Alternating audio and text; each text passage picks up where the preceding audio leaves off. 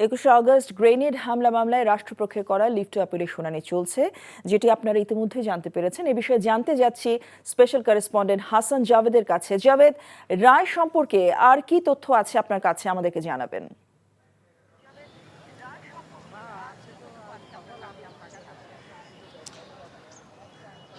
জসিন্তা, 2004 সালের 21শে আগস্ট বঙ্গবন্ধু এভিনিউয়ে আওয়ামী লীগের সমাবেশে যে গ্রেনেড হামলা হয়েছিল, সেখানে আইবি রহমান সহ 24 জন নিহত হয়েছিলেন। সেই ঘটনায় বিচারিক আদালত 2018 সালের অক্টোবরে তৎকালীন যে স্বরাষ্ট্র প্রতিমন্ত্রী লুৎফুজ্জামান বাবর এবং বিএনপি নেতা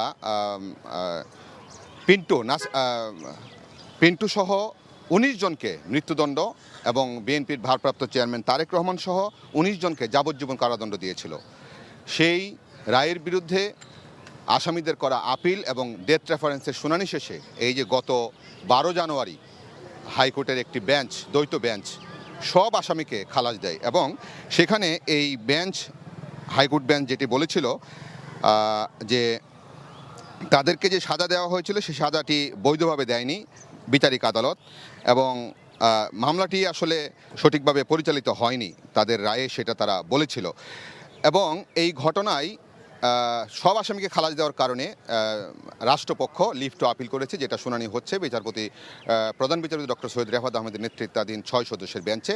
যদিও আপিল বেঞ্চ 7 সদস্যের, তবে একজন বিচারপতি যিনি এই মামলার হাইকোর্টে ছিলেন, একে মাসুদুজ্জামান, তিনি কিন্তু আজকে এই শুনানিতে অংশ নিচ্ছেন না। এটাই নিয়ম, কারণ উনি হাইকোর্টে যেহেতু রায়টা দিয়ে এসেছিলেন।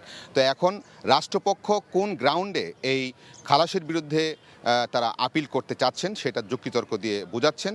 তারপরে যদি এই আপিল গ্রহণ করে তারপরে আপিলের শুনানি হবে। তো এখন শুনানি চলছে, আমরা কিছুক্ষণের মধ্যেই জানতে পারবো যে আসলে এই আপিলটা গ্রহণ করেছে নাকি খারিজ করেছে। যদি খারিজ করে সেক্ষেত্রে হাইকোর্টের রায়টি বহাল থাকবে। তো এই হচ্ছে আসলে 21শে আগস্ট গ্রেনেড হামলা মামলা নিয়ে আজকে যে আপিল বিভাগের শুনানি। জসিন্তা। দর্শক, জানছিলাম গ্রেনেড হামলা মামলার খবর। বান্ডেল থাকলে প্রতি সেনমানিতে টাকা বাঁচবে। বিকাশ সেনমানি বান্ডেল কিনে জিতুন প্রতি লেনদেনে।